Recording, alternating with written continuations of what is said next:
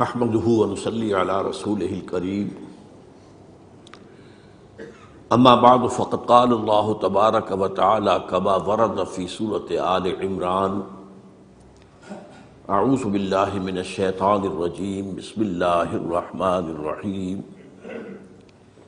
وتلك الايام نداولها بين الناس وَلِيَعْلَمَ اللَّهُ الَّذِينَ آمَنُوا وَيَتَّخِذَ مِنكُمْ شُهَدَاءَ وَاللَّهُ لَا يُحِبُّ الظَّالِمِينَ صدق اللہ العظیم۔ رب اشرح لي صدری ویسر لي امری واحلل عقدۃ من لسانی یفقہوا قولی۔ اللہم ربنا الہمنا رشدنا واعذنا من شرور انفسنا۔ اللہم ارنا الحق حقا وارزقنا اتباعہ وارنا الباطل باطلا وارزقنا اجتنابہ۔ اللہم وفقنا ان نجاہد فی سبیلک باموالنا وانفسنا۔ اللہم ارزقنا شہادۃ فی سبیلک، آمین یا رب العالمین۔ جمعہ 9 جنوری سے ہمارے ہاں ایک موضوع پر گفتگو شروع ہوئی ہے، اس لیے کہ ایک دن پہلے عاشورہ تھا، تو اس میں شہادت حسین رضی اللہ تعالی عنہ، اس کا ذکر جو ہے آپ کو معلوم ہے کہ 10 دن سے تواتر کے ساتھ ہمارے سارے ذرائع ابلاغ کے ذریعے ہو رہا تھا۔ تو میں نے سب سے پہلے یہ بات آپ کے سامنے رکھی کہ شہادت کا لفظ قرآن مجید میں مقتول فی سبیل اللہ کے لیے آیا ہی نہیں، سوائے ایک آیت کے جہاں امکان پیدا ہوتا ہے، وہاں بھی یقین کے ساتھ نہیں۔ قرآن کا فلسفہ شہادت کیا ہے؟ گواہی دینا، اللہ کی توحید کی گواہی، محمد کی رسالت کی گواہی، دے تو بھی محمد کی رسالت کی گواہی، جیسے اقبال نے کہا، قرآن کی حقانیت کی گواہی۔ اور یہ گواہی اپنے قول سے بھی، اپنے عمل سے بھی، اور انفرادی سطح پر بھی، اجتماعی سطح پر بھی، یہ 4 اس کی قول گواہی،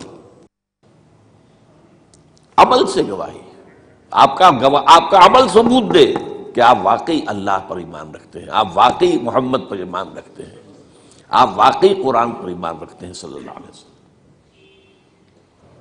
تو قولی گواہی، عملی گواہی، پھر انفرادی گواہی، اجتماعی گواہی، آپ کی سیرت و کردار گواہی دے رہی ہو کہ آپ محمد کے ماننے والے اور اللہ کے چاہنے والے ہیں، اور آپ کا نظام زندگی گواہی دے کہ آپ واقعتاً اللہ کے بھیجے ہوئے دین حق کے پیروکار ہیں۔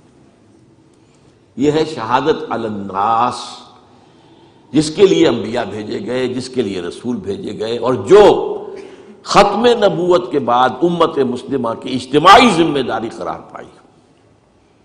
وَكَذَلِكَ جَعَلْنَاكُمْ أُمَّةً وَسَطًا لِتَكُونُوا شُهَدَاءَ عَلَى النَّاسِ وَيَكُونَ الرَّسُولُ عَلَيْكُمْ شَهِيدًا۔ ہم نے تمہیں امت وسط بنایا ہی اس لیے ہے تاکہ تم لوگوں پر گواہ بنو، وہی گواہی انفرادی، اجتماعی، قولی، عملی، اور ہمارے رسول صلی اللہ علیہ وسلم تم پر گواہ بن جائے۔ تو یہ ہے فلسفہ، اصل میں قرآن کا فلسفہ شہادت یہ ہے۔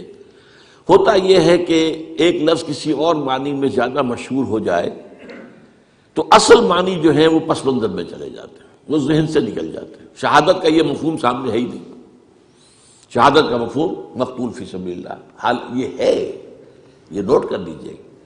قرآن مجید میں بھی ایک آیت جو میں نے آج پڑھی ہے آپ کے سامنے، ایک آیت سورہ آل عمران کی ہے، آیت نمبر 140، اس میں اس کا امکان ہے کہ اللہ کی راہ میں قتل ہونے والے کو شہید قرار دیا جائے، اور اس کی بات بھی واضح ہے، جس نے اپنی زندگی میں قولاً عملاً اللہ کی گواہی دی ہو، وہ اگر اسی کام کے لیے قتل ہو جائے تو گویا کہ اب اس کی گواہی مسلم ہو گئی، اب طے ہو گئی، اب اسے یہ خطاب مل سکتا ہے کہ یہ اللہ کا گواہ ہے۔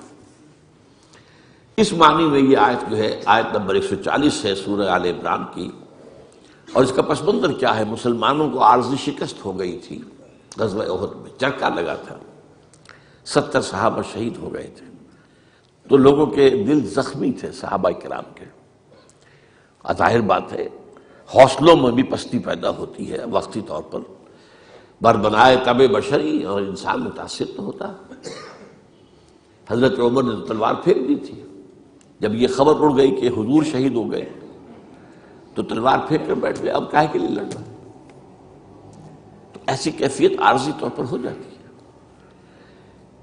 اس میں فرمایا گیا ہے کہ گھبراؤ نہیں، یہ تو دن ہیں جنہیں ہم الٹ کے پھرتے رہتے ہیں، اوپر نیچے سی سو ہوتا رہتا ہے، اوپر نیچے اوپر نیچے، تلک الایام نداولها بین الناس، اور اسی سے ہم آزمائش کرتے ہیں تاکہ ہم دیکھ لیں کہ کون ہے واقعتاً جو ایمان والے ہیں، جو نامساعد حالات میں بھی ڈٹے رہتے ہیں، کھڑے رہتے ہیں، جمے رہتے ہیں، اور اللہ تم میں سے کچھ کو اپنا گواہ بھی بنا لے۔ یہاں اس گواہی کے معنی اللہ کی راہ میں قتل ہو جانے کے لیے جا سکتے ہیں۔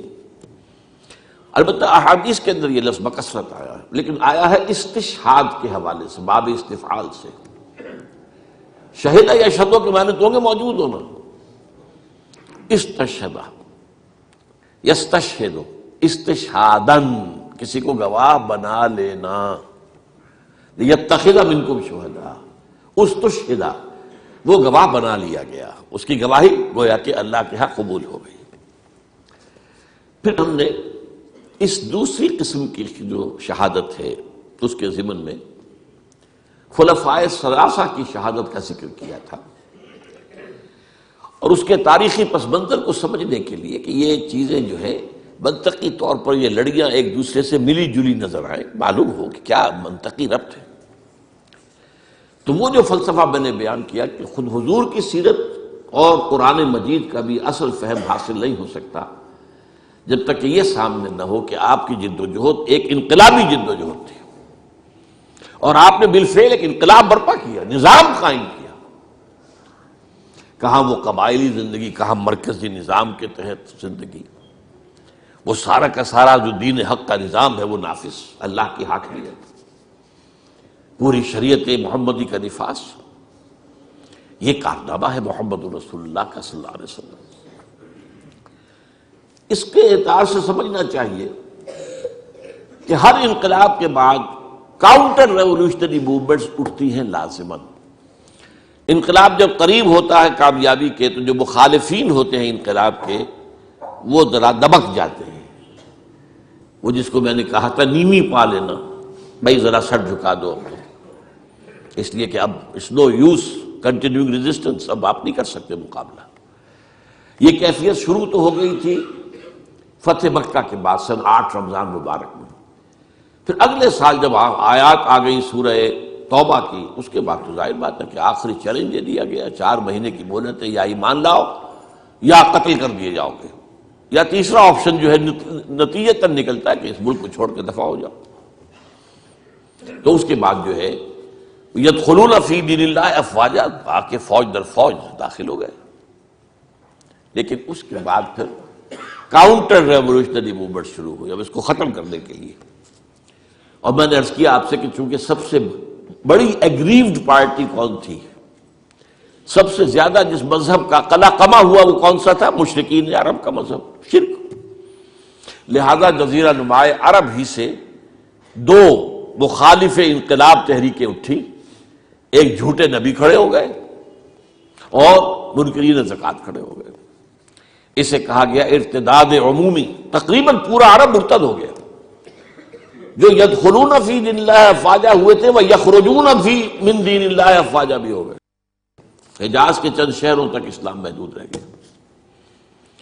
یہ حضرت ابوبکر کی عزیمت اور ہمت، یہ اس کا ایک بڑا اہم درخشاں باب ہے کہ انہوں نے آئرن ہینڈ کے ساتھ، حالانکہ وہ بڑے نحیف الجثہ اور بڑے آپ کہیے رقیق القلب انسان تھے، لیکن یہ کہ اس وقت ان کی عزیمت، ان کی ہمت وہ بروئے کار آئی، اور ان دونوں تحریکوں کو آپ نے قوت کے ساتھ کچل کر رکھ دیا، اور گویا کہ اندرون ملک عرب، جزیرہ نماء عرب، انقلاب محمدی کو اثر نو کنسولیڈیٹ کر کے عمر کے حوالے ہو گیا رضی اللہ تعالی عنہ۔ اب حضرت عمر کے زمانے میں فتوحات کا اب دائرہ جو ہے، اب اندر سے سکون، جزیرہ نما عرب کے اندر امن ہے، لہذا ساری توجہ خارج کی طرف ہوئی۔ اور اس میں سب سے زیادہ جس کو نقصان پہنچا وہ سلطنت ایران تھی، اگرچہ سلطنت روما کو بھی پہنچا، لیکن سلطنت روما 3 بر اعظموں پر تھی، شمالی افریقہ، مشرقی یورپ، مغربی ایشیا، شام کا علاقہ۔ لیکن سلطنت ایران جو ہے اس میں سے سلطنت روما کی ایک ٹانگ ٹوٹی تھی، یعنی ایشیائی جو مقبوضات تھے، باقی تو انٹیکٹ تھی۔ ایران جو ہے تہس نہس ہو گیا، ختم ہو گیا۔ یزدگرد نے حضور کے نامہ مبارک کو چاک کیا تھا تو آپ نے فرما دیا تھا اس نے میرا خط نہیں چاک کیا، اپنی سلطنت کے پرزے اڑا دی۔ اب اس کی ظاہر بات ہے کہ اس پر جو اب وہاں سے جو کاؤنٹر ریولوشنری موومنٹ آیا وہ ایرانین نیشنلزم کا تھا۔ ابو لولو فیروز اور اس کے پیچھے ہرمزان، یہ ایرانی سازش تھی جس نے کہ حضرت عمر کو شہید کیا رضی اللہ تعالی، مسجد کے اندر نماز پڑھتے ہوئے 6 وار کیے۔ تیسری چیز جو بہت زیادہ جسے گزند پہنچا تھا وہ بطور مذہب یہودیت تھی۔ مدینے سے 3 قبیلے نکالے گئے، خیبر وغیرہ آس پاس کے قلعے ختم کیے گئے، اور یہودی جو ہیں اس پوزیشن میں تو نہیں تھے کہ کوئی عسکری کوئی تحریک اٹھائیں مسلمانوں کے خلاف، لیکن عیاری کے انداز سے عبداللہ ابن سبا میدان میں آیا، اس نے اسلام کا لبادہ اوڑھا اور اندرونی طور پر سازش برپا کی۔ میں اس کی بات میں پچھلی مرتبہ عرض کر چکا ہوں، جس کے نتیجے میں حضرت عثمان شہید کیے گئے رضی اللہ تعالی۔ یہ دوسری شہادت ہو گئی۔ یہ گویا کہ دونوں شہادتیں جو ہوئی ہیں یہ کاؤنٹر ریولوشنری موومنٹس تھی۔ اب آج کا میرا موضوع ہے شہادت علی رضی اللہ تعالیٰ عنہ۔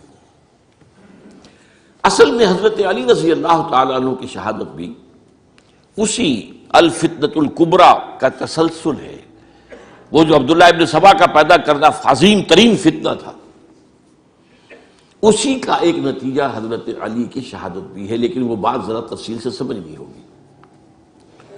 اور اس کے لیے میں ممنون احسان ہوں، حال ہی میں ایک کتاب چھپی ہے، ڈاکٹر سید رضوان علی ندوی، وہ محقق ہیں تاریخ کے، انہوں نے بڑی تاریخی تحقیق کے بعد جو باتیں بیان کی ہیں وہ میں آپ کے سامنے رکھ رہا ہوں۔ عرب میں جنوب مغرب کی کونے میں جہاں یہ یمن بھی آباد ہے، اس کے اوپر نجران ہے، اسی علاقے میں یمامہ کا علاقہ کہلاتا ہے۔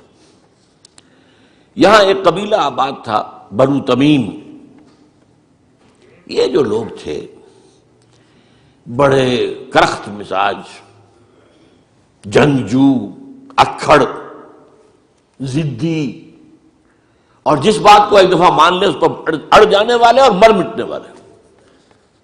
یہیں سے فتنہ پہلا اٹھا تھا، سب سے بڑا جو نئے جھوٹے نبی کھڑے ہوئے تھے ان میں سب سے بڑا تو مسیلمہ کذاب تھا، یہی تو علاقہ تھا۔ اور اس کے خلاف اس فتنے کی سرکوبی میں کتنے صحابہ، 1200 صحابہ ایک جنگ کے اندر شہید ہوئے، جن میں 500 جو ہیں وہ حفاظ تھے رضی اللہ تعالیٰ عنہ اجمعین۔ تو یہ لوگ جو یہ تھے بڑے زوردار تھے۔ اس قبیلے کے بارے میں حضرت عمر رضی اللہ تعالیٰ عنہ نے ایک بڑی عجیب حکمت عملی اختیار کی۔ ان کو وہاں سے اکھاڑ کر اور ایران کی سرحدوں پر آباد کر دیا، اب جہاں پر جہاد ہو رہا تھا، تاکہ ان کے اندر جو یہ جنگجوئی ہے یہ اب اس مقصد کے لیے استعمال ہو، اب وہ دارالاسلام کی توسیع کے مقصد کے لیے استعمال ہو، اور وہ ہوئی۔ حضرت عمر نے 2 چھاونیاں بنائی تھی رضی اللہ تعالیٰ، کوفہ اور بصرہ، کیونکہ ظاہر بات ہے کہ اب جو اسلام کا دائرہ پھیل رہا تھا اور اسلامی حکومت پھیل رہی تھی، اور زیادہ تر جو ہے مشرق کی طرف پھیل رہی تھی، ایران اور خراسان وغیرہ کی طرف، تو اب مدینے سے اس کا کنٹرول اتنا آسان نہیں تھا، فاصلہ تھا، تو چھاونیاں بنائیں تاکہ یہ اس سرحد کے اوپر یہ موجودہ مرکز رہے یا فوجیں موجود رہیں، کہیں کوئی بغاوت ہو تو اس کو کچلنے کے لیے وہ قوت فوری طور پر دستیاب ہو سکے۔ یہ لوگ ہیں کہ جو عبداللہ ابن سبا کی فتنے سے سب سے زیادہ متاثر ہوئے. ان کی مزاج میں وہ کجی تو تھی نا. حضرت عمر بھی ان کا جو ایک مضبوط کنٹرول تھا انہیں دبائے رکھا ہے، اور ان کا رخ جو ہے ایک دوسری طرف موڑ کر اس سے اسلام کو فائدہ پہنچایا. لیکن اس کے بعد جب فتنہ جو آیا یہ عبداللہ ابن سبا، تو سب سے بڑھ کر یہی لوگ اس کے ماننے والے، اور انہی میں سے وہ لوگ تھے جنہوں نے جانیں بھی دے دی ہیں، جنہیں حضرت علی نے زندہ جلایا ہے، اس لیے کہ وہ کہتے تھے کہ علی خدا ہے. اے علی تم خدا ہو، تم ہمیں آگ میں جلا رہے ہو، یہ تو تم ہمارا امتحان لے رہے ہو. وَلَنَبْلُوَنَّكُمْ بِشَيْءٍ مِّنَ الْخَوْفِ وَالْجُوعِ وَنَقْصٍ مِّنَ الْأَمْوَالِ وَالْأَنفُسِ وَالثَّمَرَاتِ. اب وہ اس آیت کو اپنے اوپر منطبق کر رہے ہیں. تو یہ جو کرخت لوگ تھے، انہوں نے در حقیقت جو ہے عبداللہ ابن سبا کے کردار میں سب سے بڑا رول پلے کیا، اور انہی کے ہاتھوں حضرت عثمان شہید ہوئے رضی اللہ تعالی. اور اس کے بعد انہوں نے حضرت علی رضی اللہ تعالیٰ عنہ کو اپنے گھیرے میں لے لیا، کیونکہ انہی کی کثیر تعداد موجود تھی مدینے میں جب حضرت عثمان شہید ہوئے. اس کے بعد اب ظاہر بات ہے کہ کوئی نہ کوئی تو خلیفہ ہونا چاہیے تھا. حضرت طلحہ سے کہا گیا، انہوں نے معذرت کر لی. حضرت زبیر سے کہا گیا، انہوں نے معذرت کر لی. اب ظاہر بات ہے کہ حضرت علی آخر امت کو چھوڑا تو نہیں جا سکتا تھا بغیر امام کے. انہوں نے قبول کر لی، اگرچہ حضرت حسن روکتے رہے کہ ابا جان یہ ان لوگوں کی بیعت جو ہے آپ قبول نہ کیجیے. حضرت حسن تو ان میں سے ہیں جو حضرت عثمان کے دروازے پر کھڑے تھے پہرے دار کی حیثیت سے، حسن اور حسین رضی اللہ تعالیٰ عنہ. انہیں تو معلوم تھا فتنہ جو کون لوگ ہیں.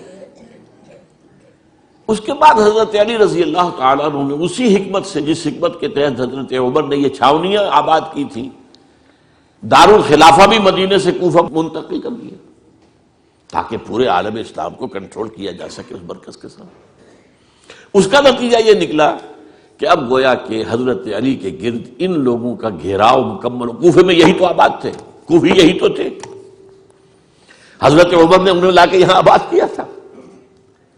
جب حضرت علی نے کوفے کو اپنا دارالخلافہ قرار دیا تو گویا کہ ان کا پھر عمل دخل بہت بڑھ گیا. ایک طریقے سے یوں کہا جا سکتا ہے کہ انہوں نے اب حضرت علی رضی اللہ تعالیٰ عنہ کو اپنے محاصرے میں لے لیا.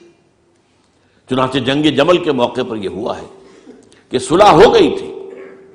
حضرت عائشہ رضی اللہ تعالیٰ عنہ کے جو نمائندے تھے اور ادھر سے حضرت علی، صلح ہو گئی تھی. طے ہو گیا تھا کہ ہاں قاتلین عثمان کو جو ہے ان کو سزا دی جائے گی، قصاص لیا جائے گا حضرت عثمان کی قتل کا.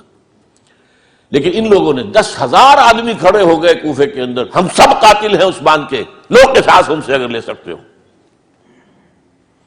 جس کے نتیجے میں اور انہوں نے جنگ شروع کر دی. اور جب جنگ شروع ہو جائے تو پھر اس کے بعد تو کوئی نہیں دیکھ سکتا کیوں شروع ہوئی، کیسے شروع ہوئی، کس نے شروع کی. اب تو یا مارو یا مرو، دو ہی باتیں ہوتی. 10,000 مسلمان ایک رات میں شہید ہوئے جنگ جمل میں. اب اس کے بعد حضرت علی رضی اللہ تعالیٰ عنہ کی خلافت جو ہے حضرت امیر معاویہ نے ماننے سے انکار کر دیا. جب تک قاتلین عثمان کو سزا نہیں دیتے ہم بیعت نہیں کریں گے. یہ نہیں کہ دعویٰ کیا ہو کہ میں خلافت کا حقدار ہوں، یہ نہیں، لیکن یہ کہ آپ کو ان کو سزا دینی چاہیے. اب یہ تھا وہ مخمصہ جس میں حضرت علی رضی اللہ تعالیٰ عنہ وہ فرماتے تھے تم میرا ساتھ دو تو میں ان قاتلین عثمان سے سزا جو ہے ان کو سزا دے سکتا. ادھر انہیں پتا تھا کہ میں سرنڈر کرتا ہوں تو مجھے علی تک تو پہنچنے کوئی نہیں دے گا، راستے میں ختم کر دیں گے رضی اللہ تعالیٰ عنہ. تو یہ پیچ تھا ایک جو ایسا پڑا ہے. اب اس میں جب حضرت معاویہ اور حضرت علی کے مابین فیصلہ کن جنگ ہوئی، جنگ صفین جسے کہتے ہیں، جس میں 70,000 مسلمان ایک دوسرے کی تلواروں، تیروں، نیزوں سے قتل ہوئے. اس موقع پر حضرت معاویہ کی طرف سے ایک آفر آئی. قرآن مجید کو نیزے پر اٹھا کر لوگوں نے کہا کہ یہ خونریزی بند کر دو، ہم قرآن کا فیصلہ ماننے کو تیار ہیں. حضرت علی دیکھ رہے تھے کہ یہ اصل میں میری فتح کو شکست سے بدلنے کا پروگرام ہے. تقریباً فتح میری ہو چکی ہے، لیکن یہ جو طبقہ تھا یہ انہوں نے کہا نہیں بڑی ٹھیک بات کہہ رہے ہیں وہ، مانیے ان کی بات، جنگ بند کی۔ انہوں نے ہی یہی لوگ تھے جنہوں نے مجبور کیا حضرت علی کو کہ وہ تحکیم پر رضامند ہو جائے۔ اس کے بعد تحکیم میں جو معاملہ ہوا، حضرت علی حضرت عبداللہ ابن عباس کو اپنی طرف سے حکم بنانا چاہتے تھے، یہ اڑ گئے نہیں، یہ اڑ جانے والے لوگ، اور یہی اصل قوت تھے، وہاں ساری طاقت تو انہیں کی تھی۔ تو انہوں نے ابو موسیٰ اشعری کو اپنی طرف سے مقررہ، وہ بہت نرم خو آدمی تھے، انہیں بناؤ۔ بہرحال جو بھی بات طے ہوئی، اب تاریخ کی روایتوں میں اختلاف ہو سکتا ہے، کہا یہ جاتا ہے کہ طے تو یہ ہوا تھا حکمین کے مابین، ادھر سے ابو موسیٰ اشعری، ادھر سے عمرو بن العاص رضی اللہ تعالی عنہما، کہ آپ اپنے جو کلائنٹ ہیں حضرت علی، آپ انہیں معزول کر دیجئے، میں معاویہ کو معزول کر دیتا ہوں، پھر جو ہے مسلمان فیصلہ کر لیں کسی اور کی عبادت۔ انہوں نے کھڑے ہو کے کہہ دیا میں علی کو معزول کرتا ہوں، اور عمرو بن العاص نے کہا کہ میں معاویہ کو قائم کرتا ہوں۔ اب یہ ہے روایت، واللہ عالم اس میں کتنا سچ ہے کتنا جھوٹ ہے، میں کوئی مورخ نہیں ہوں، میں کوئی تاریخ کا محقق نہیں ہوں۔ اس کے بعد جو ہے اب یہ لوگ انہوں نے کہا کہ مانیے تحکیم کو، اور جب انہوں نے حضرت علی نے اس تحکیم کے فیصلے کو ماننے سے انکار کیا تو باغی ہو گئے، حضرت علی کو کافر قرار دیا، اور جا کر ایک جگہ پر حرورہ ایک جگہ تھی وہاں پر جا کے جمع ہو گئے، جتھا بندی کی، بہت بڑی طاقت پر وہاں کر انہوں نے طے کیا کہ علی بھی کافر ہو گیا، معاویہ بھی کافر ہو گیا، عمرو بن العاص بھی کافر ہو گئے، سب کافر ہیں۔ حضرت علی کی طرف سے ایک گئے سفیر ان سے بات کرنے کے لیے، تو انہوں نے کہا تم ہی نے تو کہا تھا کہ تحکیم کو تسلیم کرو، کہ ہاں ہم نے گناہ کیا تھا، کفر کیا تھا، ہم توبہ کی ہم نے، اگر علی بھی مان لے کہ میں نے مان کر کفر کیا تھا اب میں توبہ کرتا ہوں تو ہم ان کی بات مان لیں گے۔ اب حضرت علی اس طرح کا جھوٹ کیسے بولتے ہیں، انہوں نے تو کوئی کفر نہیں کیا تھا۔ بہرحال انہوں نے پھر بھی نرمی برتی کہ دیکھو اگر تم کوئی خونریزی نہیں کرو گے، فساد نہیں مچاؤ گے تو میں تمہیں کچھ نہیں کہوں گا، لیکن وہ اپنی ان شرارتوں سے بعد نہیں آئے۔ تو پھر تیسری جو بڑی جنگ ہوئی ہے ان جنگوں میں، جنگ نہروان کہلاتی ہے، حضرت علی کی جنگ خوارج کے ساتھ، جس میں 4000 خارجی جو ہے وہ قتل ہوئے۔ اور یہ بات اب آپ نوٹ کر لیجئے کہ یہ لوگ جیسا کہ اکھڑ بھی تھے لیکن اپنی بات پر ڈٹ جانے والے تھے، لیکن ساتھ ہی دیندار بھی تھے، نمازی اور روزے دار بھی تھے۔ یہ اس طرح کے لوگ نہیں تھے کہ جو فاسق اور فاجر ہو، بس یہ مزاج کا ایک ہے، جس بات جو بات دل میں بیٹھ گئی اڑ گئے۔ تو یہ اصل میں انہوں نے پھر فیصلہ کیا کہ اور تو ہمارے بس میں اب کچھ نہیں ہے، ان تینوں کو قتل کر دیا جائے، علی کو بھی اور معاویہ کو بھی اور عمرو بن العاص کو بھی۔ تو ایک جگہ ان کی سازش ہوئی، 3 آدمی معین ہو گئے، ایک ہی وقت کا طے فیصلہ ہو گیا، فلاں تاریخ کو فجر کے وقت تم جاؤ، وہ تم کوفے کی جامع مسجد میں، جب علی نماز جماعت کرا رہے ہو خنجر مارو انہیں۔ اور یہ اس کا نام ابن ملجم تھا، خارجی، یہ وہی لوگ بنو تمیم کے لوگ۔ دوسرا جو تھا وہ دمشق میں حضرت معاویہ کو قتل کرنے شہید کرنے کے لیے پہنچ گیا۔ تیسرا مصر پہنچ گیا حضرت عمرو بن العاص کو۔ اب یہ بات اللہ کی طرف سے ہے، یہ تو اس کی مشیت ہے، اس کا فیصلہ ہے۔ حضرت علی پر وار کارگر ہوا، آپ شہید ہو گئے۔ حضرت معاویہ پر وہ وار ذرا اوچھا پڑا، زخمی تو ہوئے لیکن آپ کی جان بچ گئی۔ عمرو بن العاص اس روز مسجد میں کسی معذوری کی وجہ سے، عذر کی وجہ سے فجر میں آئی نہیں سکی، لہذا حضرت علی کی شہادت ہو گئی۔ اب یہ ہے اصل پس منظر، کن لوگوں نے کیا شہید، اصل میں وہ سمجھ لینے کی بات ہے، یہ خوارج نے شہید کیا۔ لیکن خوارج کا فتنہ سبائی فتنے ہی کا آف شوٹ ہے، اسی کے ذیل میں ہے، اسی کی ایک شاخ ہے، اسی کا ایک نتیجہ ہے۔ یہ خوارج جو ہے بعد میں بھی ان کی مسلسل جو ہے وہ جنگیں رہی ہیں۔ بہرحال اس صورتحال کو یہ سمجھ لیجئے کہ یہ خلفائے ثلاثہ رضی اللہ تعالی عنہ، حضرت عمر شہید، عثمان شہید، علی شہید۔ عجیب بات ہے کہ تینوں کا نام عین سے شروع ہوتا ہے، عمر عین سے، عثمان عین سے، علی عین سے، تینوں شہید ہوئے ہیں۔ لیکن یہ کہ یہ ہے تاریخی پس منظر۔ اب اس کے بعد میں صرف آپ کو چند اشارے دوں گا، میں نہیں چاہتا کہ اس سے آگے کوئی تفصیل سے گفتگو ہو۔ حضرت علی کی شہادت کے بعد لوگوں نے، جبکہ ابھی حضرت علی زخمی تھے، انتقال نہیں ہوا تھا، آپ سے پوچھا کہ ہم حسن کے ہاتھ پر بیعت کر لیں رضی اللہ تعالیٰ۔ آپ نے فرمایا نہ میں تمہیں اس کا حکم دیتا ہوں اور نہ روکتا ہوں، یہ تمہارا معاملہ ہے، امر المسلمین ہے، مسلمان فیصلہ کر لیں جس کو چاہیں۔ چنانچہ حضرت حسن رضی اللہ تعالیٰ عنہ کے ہاتھ پر بیعت ہو گئی۔ اب معاملہ ٹھہرا حضرت حسن اور حضرت معاویہ کے مابین۔ 6 ماہ خلافت رہی ہے حضرت حسن کی رضی اللہ تعالیٰ عنہ، اور میں انہیں 5واں خلیفہ راشد مانتا ہوں۔ ابو بکر، عمر، عثمان، علی، حسن، انہوں نے کوئی اپنی قوت سے خلافت حاصل نہیں کی تھی، بلکہ مسلمانوں نے انہیں خلیفہ بنایا تھا۔ لیکن یہ اس قدر صلح جو انسان تھے، بہت نرم طبیعت کے انسان، جب انہوں نے دیکھا کہ یہ تو پھر خوریزی کا معاملہ ہو رہا ہے۔ ابھی معاویہ کے پاس 40,000 کا لشکر تھا، ان کے پاس بھی بڑا لشکر موجود تھا، بلکہ 40,000 ان کے پاس تھا، حضرت معاویہ کے پاس اس سے بڑا تھا۔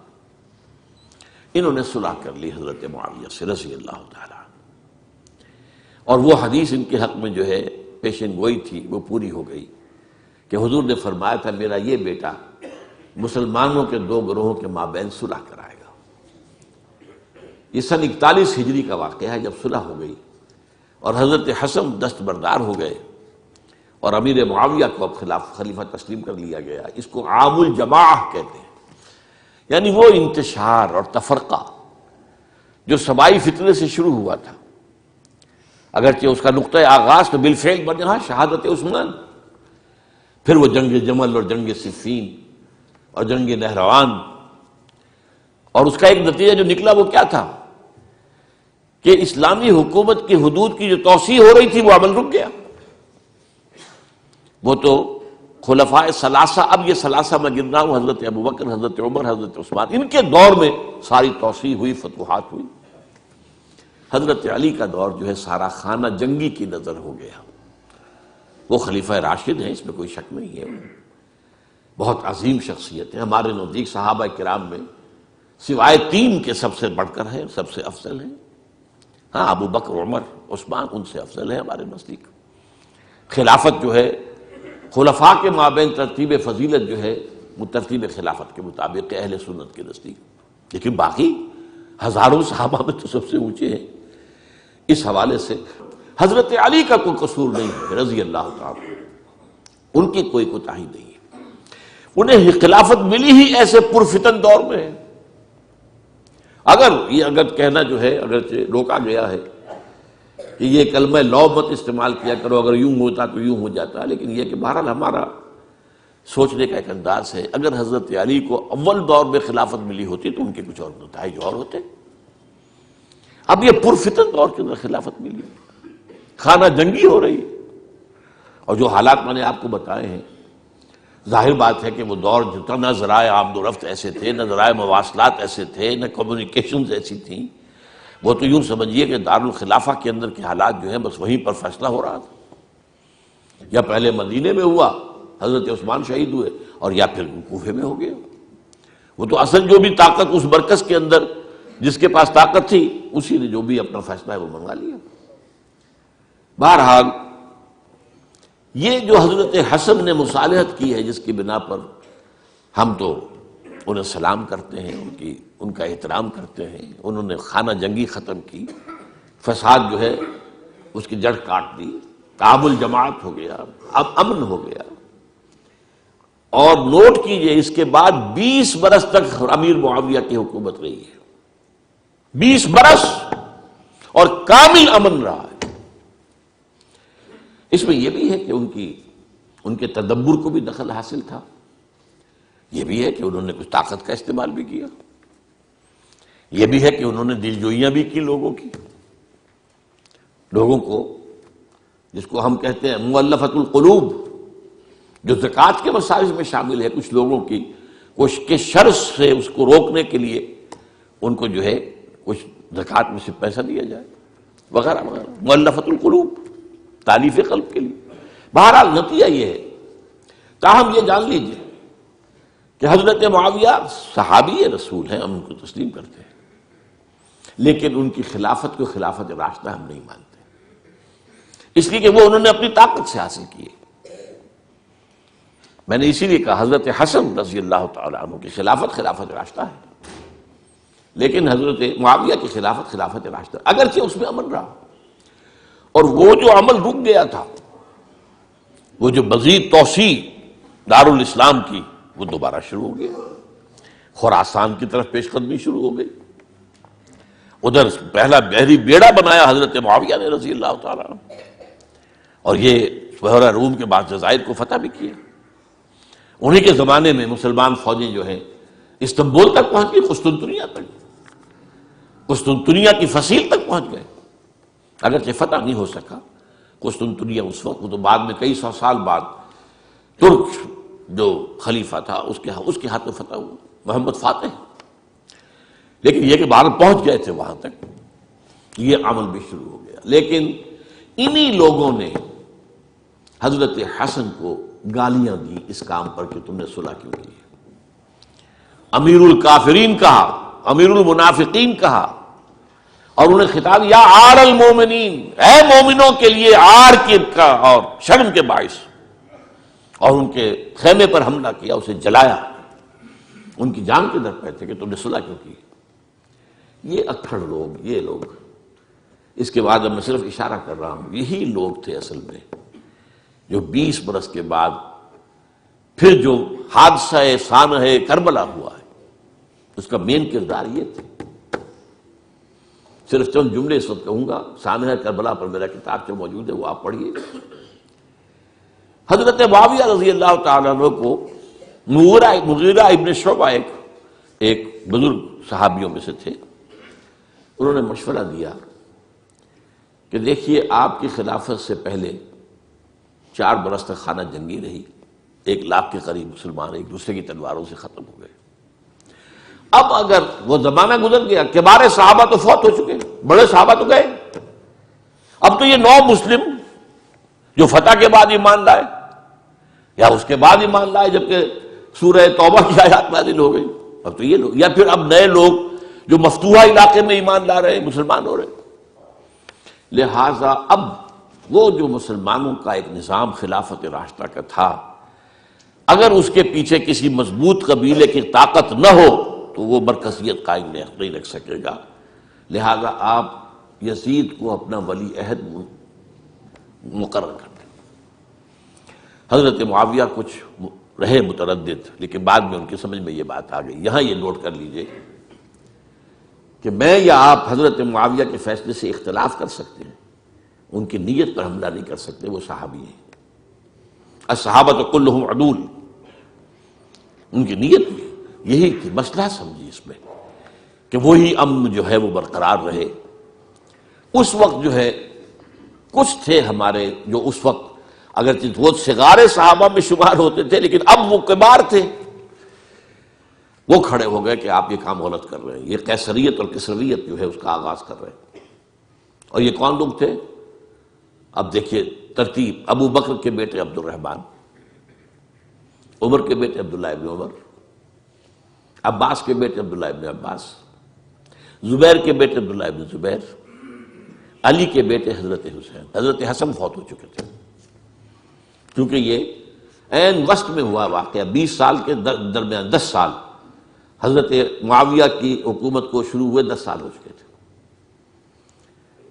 میری جو تحقیق ہے یا مطالعہ اس کے مطابق تو یہ ہے کہ حضرت عثمان نے مصلحت سے، حضرت معاویہ نے مصلحت سے کام لیا اور ان پر جبر نہیں کیا، لیکن انہی ندوی صاحب نے کچھ لکھا ہے کہ بالجبر بھی ان سے بیعت لے لی، بیعت ولی عہدی، مجھے اس سے اختلاف ہے۔ یہ حضرات ایسے نہیں تھے کہ جو بالجبر بیعت کرنے والے ہوں، میں اس کو ماننے کو تیار نہیں ہوں۔ بہرحال یہ حضرت، میرے نزدیک حضرت معاویہ نے جبر نہیں کیا، زبردستی نہیں کی، لیکن جب حضرت معاویہ کا انتقال ہو گیا، اب جو ہے معاملہ یہ پیدا ہو گیا کہ اب بیعت کریں نہ کریں تو پھر جو ہے باغی شمار ہوگی۔ عبد الرحمن ابن ابو بکر رضی اللہ تعالی عنہما وہ فوت ہو چکے تھے، اب 4 رہ گئے تھے، عبداللہ ابن عمر، عبداللہ ابن عباس، یہ دونوں تھے جو عمر میں بڑے تھے، عبداللہ ابن زبیر اور حسین ابن علی رضی اللہ تعالی عنہ۔ ان چاروں نے کہا کہ کام غلط ہوا ہے یہ، لیکن اس کے بعد ایک تفریق ہو گئی۔ یہ جو دونوں بزرگ تر تھے، حضرت عبداللہ ابن عمر، عبداللہ ابن عباس، ان دونوں نے کہا کام تو غلط ہے لیکن ایسا نہیں ہے جس کی بنا پر خونریزی کرائی جائے، مسلمانوں کا خون بہے، بغاوت کی جائے، ایسا نہیں۔ مطلب یہ کہ اس کے اندر مصلحت کا تقاضا یہ ہے کہ اس وقت جو ہے اس کو تسلیم کر دیا جائے۔ لیکن یہ جو دو نوجوان تھے، ان کے اندر، نوجوان نہیں کہ وہ جوان تھے ماشاءاللہ، لیکن یہ کہ جوش زیادہ تھا، یہ اڑ گئے کہ نہیں ہم اس غلطی کو اب نہیں چلنے دیں گے۔ حضرت عبداللہ ابن زبیر اور حسین ابن علی رضی اللہ تعالیٰ عنہ۔ اب دیکھیے اصل فیصلہ کن بات کیا ہوئی، ان دونوں حضرات میں ایک اختلاف ہو گیا۔ حضرت عبداللہ ابن زبیر کا کہنا یہ تھا کہ یہی مقیم رہی ہے مکے میں، اور یہیں سے جو ریزسٹنس موومنٹ ہے وہ شروع کی جائے بنو امیہ کی حکومت کے خلاف۔ ادھر سے کوفیوں کے خطوط چلے آ رہے تھے حضرت حسین کو رضی اللہ تعالیٰ عنہ، آپ آئیے ہم آپ سے بیعت کریں گے۔ حضرت حسین نے اپنے بھائی، چچا داد بھائی مسلم بن عقیل کو بھیجا، ان کے ہاتھ پر 10-12 ہزار کوفیوں نے بیعت کر لی حضرت حسین کے لیے، اور ان کے خطوط کے جو ہے وہ تو پورے کے پورے تھیلے تھے حضرت حسین کے پاس۔ اس سے پھر حضرت حسین نے سفر کیا۔ ادھر یہ ہوا کہ یزید کی طرف سے عبید اللہ ابن زیاد جو ہے گورنر بن کر آیا، اس نے جو تشدد کیا کوفیوں پر، سب نے بیعت توڑ دی، اور حضرت مسلم بن عقیل جو ہے ان کو شہید کر دیا۔ یہ خبر پہنچی ہے حضرت حسین کو، آپ ابھی درمیان میں تھے سفر کے، آپ نے مناسب سمجھا کہ میں واپس لوٹ جاؤں، لیکن حضرت مسلم بن عقیل کے بیٹے کھڑے ہو گئے کہ اب ہم قصاص لیے، ہمارا باپ شہید کیا گیا، قصاص لیے بغیر تو نہیں جائیں گے۔ اب یہ مروت کے خلاف تھا حضرت حسین کی کہ وہ ان کو چھوڑ دیتے۔ یہ وجہ ہے کہ وہ حادثہ پیش آیا، اور اس میں بھی اصل وجہ میں بتاتا ہوں، وقت جو ہے ختم ہو گیا ہے، وہ یہ ہے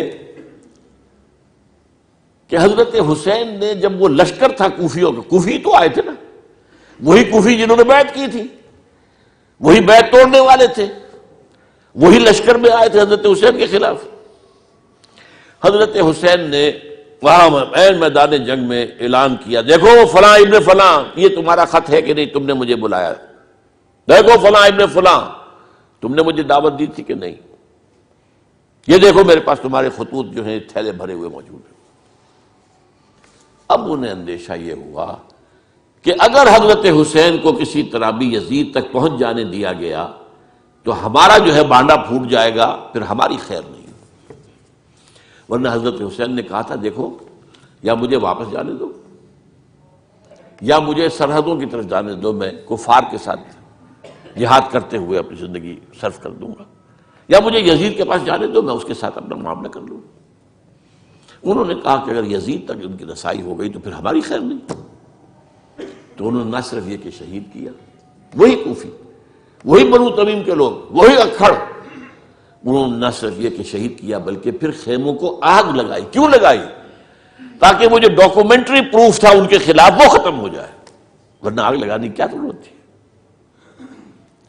انہوں نے اور تو کوئی نہیں کیا، یعنی وہ کام تو نہیں کیا کہ جو کسی مفتوح کے ساتھ کیا جاتا ہے۔ حضرت حسین کے بیٹے بیمار تھے، حضرت علی بن حسین زین العابدین رحمۃ اللہ علیہ، انہیں شہید تو نہیں کیا۔ جو خواتین تھیں جو ان کی کوئی بے حرمتی نہیں کی۔ یہ نہیں کہا کہ اب یہ تو جیسے کہ خوارج کہتے تھے کہ جو مسلمان کافر ہو گئے ہیں، مسلمان ہیں، ان کے نزدیک کافر ہیں، ان کی بیویاں بھی حلال ہیں ہم پر، وہ تو کنیزیں ہیں، پھر حاصلہ یہ تو نہیں کیا۔ خیمے جلائے اس لیے ہے کہ وہ جو ثبوت تھا ان کے خلاف وہ ختم ہو جائے۔ یہ حادثہ فاجعہ بھی در حقیقت اسی سلسلہ سبائیہ، وہ فتنہ جو ہے اسی کا اس کی ایک کڑی ہے۔ یہ ہے وہ ہماری تاریخ کے جو ہمارا صدر اول ہے، اس میں جو یہ شہادتیں ہوئی ہیں ان کا تاریخی پس منظر۔ آج اسی پر اکتفا کر رہا ہوں۔ اقول قولی ھذا واستغفر اللہ لی ولکم ولسائر المسلمین والمسلمات۔